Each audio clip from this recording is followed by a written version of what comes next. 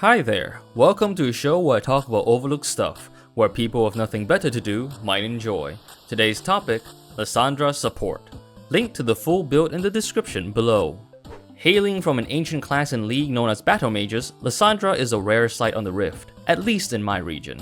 And honestly, that's an advantage. When you lock her in as a support, most opponents won't even know what to expect, and that ignorance is your ally. But her real strength isn't just the element of surprise, it's how absurdly well-rounded her kit is. She has a Q that slows, a W that roots, an E for escapes or engages, and an R that can cock-block any goddamn assassin. Lissandra's passive even throws in free damage and CC during teamfights, rewarding you for just staying alive. On top of that, her itemization is very flexible. She can frontline as a disruptive off-tank or burst enemies down as a poke mage, depending on what your team needs. This allows her to adapt and counter a wide variety of comps. So if you want a support who controls fights and shuts down carries, Lissandra is the answer. After all, someone has to break the ice. Alright, let's move on to the runes. So for runes, we have 3 rune pages. The first page we're going to talk about is the tank rune page. So this is for a tankier engage style play of Lissandra. I believe this rune page is best used in scenarios where your team is very good and very EU West, I guess. Very leaning towards, early skirmishes in the jungle here and there. Decisive engagements. Because it doesn't have that much poking power, but very good durability when engaging people with E and W. And because of that, we're using Aftershock, so you get tankier after, rooting people with W. And you gain a little bit of health back anytime you use Q or W with Font of Life. And Second Wind and Revitalize are basically just there to help you recover from jumping in or getting poked down. And for the second tree, we're going to take Axiom Arcanist and Transcendence, because it's always nice to have your ult on a low cooldown, especially since it can save your life when you engage. And Transcendence just lowers the cooldown of everything in general, which is just good for Lissandra. She benefits from her cooldowns very well, because she's a battle mage. And for adaptives, just take ability haste and double scaling HP. And that should make you rather tanky. Now, the second rune page, I would say, would be the damage one. And this is where you're running Arcane Comet, Axiom Arcanist, Transcendence, and Scorch. This is revolving all around you using your Q to poke the enemy early on. You're not so much trying to jump in, all the time with E and W to root and engage, but rather poke them down with Q, wear them down until they're low enough for you to go in with E, W, and finish them off alongside your ADC. That's the plan. And to facilitate that, we're taking Approach Velocity and Biscuit Delivery on the second tree, so that you have some sort of sustain with Biscuits and Approach Velocity, so that you can actually chase down people when you hit them with Q. Just works. And Adaptives, you take Ability, Haste, Adaptive, and Scaling Health. And that's what I would recommend for damage. Now the third one is a Glacial Augment page. I call it the Utility page. Now this is very experimental, because it's somewhere middle of the line between the tank page and the damage page. So while the Aftershock page, the tank page, gives you a lot more durability when you engage, Glacial Augment kind of extends the CC time that Lissandra gets when she roots people, at the cost of not being so durable herself, so there's a certain kind of risk. But if your team is very, capable, and maybe the enemy team is highly mobile, consider running the Glacial Augment page. Perhaps it would work better, but as I've written here, it's very experimental because I myself am kind of undecided on this. I've just decided to include this page here in case you, my dear viewers, want to go try it out. So I'll just leave this here. Glacial Augment. The idea is to use, Flash W to catch them off guard, or just Flash Traption out of the bush, E and then W. And you have Biscuit Delivery and Approach Velocity to make your life in laning phase better, and Subtree is always just Axiom Arcanist and Celerity, so that you can move faster when paired up with Approach Velocity. Just throwing this out here, experiment, and if you do use it, feel free to tell me how it goes with Glacial Augment. And that's pretty much it for the runes. Up next, your summoner spells. We have not 1, not 2, but a 4 whopping summoner spell combination this time around. So the kill angle one is Flash Ignite. You flash on, you surprise them with Flash W, and then you Q, Ignite, and then E, whatever. And you can usually kill them very well. Basically, yeah, as I've written here in the notes, if you think you can jump on them and kill them after W. And the second page is, I like to call the safety first page. It's Flash Heal. So meant more around for escaping and helping your ADC escape. And summer spell set 3 will be anti-dive. This one is just exhaust heal. You just exhaust the diver and just heal yourself and your ADC to just run away. Because most of the time you can get away safely with E because you can teleport to it, but your ADC is often screwed, so you just take exhaust and heal to help them out. And number 4 is what I like to endearingly call the Kaka Coco page. Heal and Ignite. It's a bit of a weird option, but basically heal works as a pseudo ghost, a mini ghost, movement speed burst, as well as healing your ADC, while you also have Ignite to just finish off people. It's as Kaka Coco as it sounds, so try this out if you feel like it. But admittedly, I also like running the Kaka Coco page the most, but then again, I am on a little bit of Fent every now and then, so yeah. Alright, now let's get to the items. So, bit of a long section here. So starting off for the items, it's just going to be your generic start. Ward Atlas, Health Pot, Stealth Ward, no brainer. Now, first back option 1 is Boots and Lost Chapter, and first back option 2 is Winged Mood Plate at Boots. Now, the reason why there's option 1 and option 2 is because your 2 core items are Malignance and Trailblazer. And ideally, you could finish any of the core items first and you should be fine. It all depends on what you need early.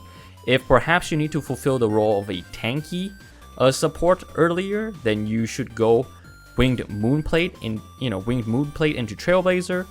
But if you're going more of a, your team doesn't really need that much of a tanky support, you have other tanks nearby, or, so for some reason you're just really ahead or just doing fine, then you can just go Lost Chapter into Malignance. But the idea is that no matter which option you go first, Lost Chapter or Winged Moonplate, you will eventually just complete both Malignance and Trailblazer. It's all just a matter of which one you get first. Okay? It's as simple as that. And for options for boots, you have quite a lot. There's Swifties, for when you want to have the most mobility on the battlefield, moving around. Merc Treads and Plated Steel Caps are self-explanatory. MR, Armor, yada yada. And Synchronized Souls is when you really need to roam as Lissandra support.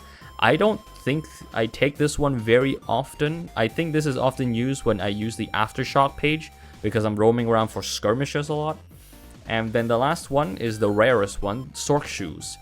This is for when you really think you need to fulfill some sort of burst damage role with the damage rune page, so you can just take Sork Shoes for that extra magic pen to do damage. Now, and this is, and that's pretty much starting off.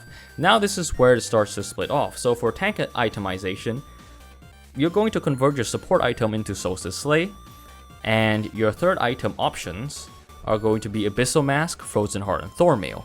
Abyssal Mask, against an AP heavy team, and when you buy it, it's a good option because it also amplifies your own AP damage, which is amazing. Frozen Heart is great because a lot of ADCs just rely on attack speed, so when you go up close to them, you root them and you do things to them, they attack slower, which is a great benefit to you and your team. It also gives you a lot of mana and armor, which is just great for Lissandra. And Thornmail is just anti-heal, anti-heal is just good against a lot of champions like Aatrox, Yone, and whatnot. And those are your third item options. Your fourth item options are Locket of the Iron Solari, Zeke's Convergence, and Unending Despair. So a Locket of the Iron Solari is when you need to peel your teammates more so you can burst open a shield. And Zeke's Convergence is when you feel like when you ult and people tend to run away too quickly somehow, or like when you ult someone, an enemy target, and then the rest swarm you and you feel like you need some space to get away or maneuver or just catch them, Zeke's Convergence can be very useful, although a bit niche. I feel like Locket is, built a lot more in these circumstances. And then there's Unending Despair, which is arguably a much pricier option, but if you are truly becoming like a tank, like a drain tank, this one does hit very, do the work it's meant to do when you build it as a fourth item. And an example final build for the tank itemization is roughly this: Solstice Slay, Malignance, Trailblazer, Swifties, Abyssal Mask, and Frozen Heart. I myself have built this a lot while running the damage rune page, which just goes to show how flexible Lissandra can be, really. So yeah, that's it for the tank itemization. Now let's go down to damage itemization. So for damage itemization, We have support item conversion is Zax's Realm Spike, so that we can actually burst down people with our Q. It deals a good amount of damage. Third item options, I would say, would be Imperial Mandate, Chevelier's Battle Song, or Hextech Rocket Belt. Now, Imperial Mandate just works very well with Lissandra because anytime she slows or just immobilizes people, which is basically her Q, W, and R at this point, or even her passive ability, you know, people just deal more damage to the targets you hit with those slows and CC, so it's just great for her, and it gives her AP and mana regeneration and ability haste, all stats that she loves. And Chevelier's Battle Song is on the other flip side. Instead of helping your allies deal more damage, you just speed them up instead, as well as yourself, so it's good for escapes or engages. And Hextech Rocket Belt is on the more selfish side, but basically it's meant for you to just teleport, Rocket Belt, and then root people, you know, so that you can set up into a better position for engages. It's bursty, it's similar to like a Diana, you know, Diana Assassin kind of playstyle. And then your fourth item options are Lissandre's Torment, Cosmic Drive, and Bloodletter's Curse.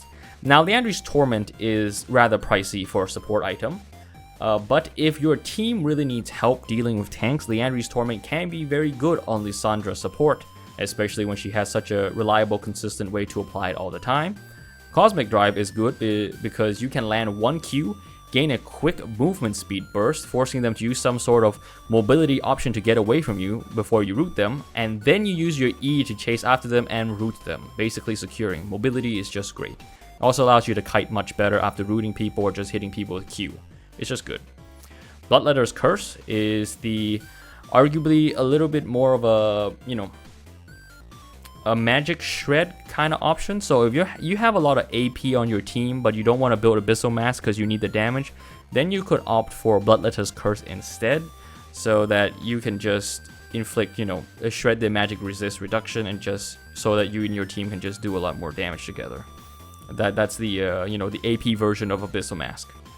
An example final build of a full damage itemization build would be Zax's, Malignant's Trailblazer, Sork Shoes, Imperial Mandate, and Hextech Rocket Belt.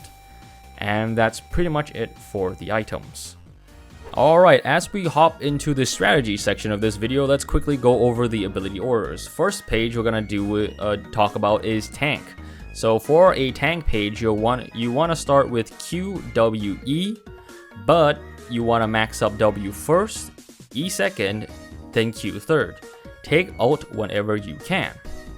And the reason for this is because as a tank, you know, if you're playing as like a sort of off-tank support on Lissandra, your whole goal is just to go in and root people so that other people can follow you and just clean up the mess.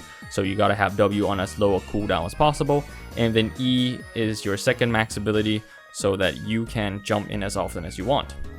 Now, you may notice right here by looking at this that I put a second, second point into Q before fully maxing out W, and that's because putting another point into Ice Shard, her Q, is pretty good because it actually increases the damage by a fair bit, from like 80 to like 115 base AP damage, so that you actually do have some kind of threat presence, even though you're like a tank in the early game. So I would recommend just putting a second point to Q before maxing out W, and that's why this page looks like that. And for the second ability page, this is the damage page. It is the same start, Q, W, E, but max Q first, max W second, and then max E last, because your main job is mainly going to be just throwing Q Ice Shards onto people, slowing them and hurting them, and locking them down with Frozen Tomb, your ult. The W and E is just a way for you to just engage and quickly go out, because by the time you engage, they should die, and you should be able to escape, or else you're under great risk of being bursted down. And that's the reasoning behind this ability leveling. Lissandra's early game depends heavily on who's standing next to you. If your ADC is an early game bully like Draven, look for fights at level 3. One clean root plus ignite is all it takes to cash in a kill. But if your partner doesn't have the damage to finish the job, stick to poking with Q. If you're running Arcane Comet, every shard hits hella hard. And don't forget, your Q can travel just a little further if it hits a minion first. Use that to tag enemies hiding just out of range, but be careful not to ruin wave control for your ADC. However, if the enemy is the one playing aggressive, your job flips. Against divers who jump onto your late scaling carries like Aphelios, peel them off with a quick W root and escape with E. Sometimes the best offense is keeping your ADC alive long enough to matter. Now, this is where things get spicy, because you've got your ultimate. Suddenly, you can take risky fights with no consequences. Need to dive in? Dive in and ult yourself. Need to stop an assassin? Ult them and watch your team delete the poor bastard. Knowing when to ult yourself versus the enemy in different scenarios is the real test of a Lissandra player. You'll have to sharpen that with experience and practice by playing it in-game. Now, a quick tip, if you want a surefire squishy execute combo, do E into W root, Q, R, and then ignite. That deletes almost any ADC, and if you've got backup, it's basically guaranteed. Bonus points if you do it with Mobafire, because it will 90% of the time tilt the enemy into not playing the game. Mid-game is also prime time to roam. If your lane is ahead, leave your ADC to farm and gank mid or join Dragon and Void Grub fights. Your passive spawning free walking bombs makes every skirmish tilt in your favor, so always try to be present when the big objectives spawn. You repeat these things throughout mid-game and you should be going smoothly into late game. By late game, your role shifts. You're no longer the fearless engager you were before, because now if you get caught, your ult won't save you from 5-man dogpile, no matter if you're running the tank build or the damage build. So, instead of going into the front and engaging all the time, hover near your backline in case you need to peel assassins and divers. If the chance for a massive W engage presents itself, just take it, but always ult yourself to buy time. But in special circumstances, it is also okay to suicide ult an enemy as well. Sometimes trading your life for an enemy carry is the only way to win teamfights. On a different note, if you catch someone alone, ult that biatch. With items like Malignance and Axiom Arcanist, your ult cooldown becomes absurdly low. You're practically built to spam it, so spam it when you can. But above all, remember, staying alive is everything, excluding said aforementioned spatial circumstances. As long as you're in the fight, your passive keeps spawning icy jihadists, turning teamfights into chaotic frozen death marches. Play it right, and the enemy team will experience what winter is like in Game of Thrones. So stay cool, stay alive, and let your enemies learn why winter is coming for them. Here are the pros and cons and champion matchups.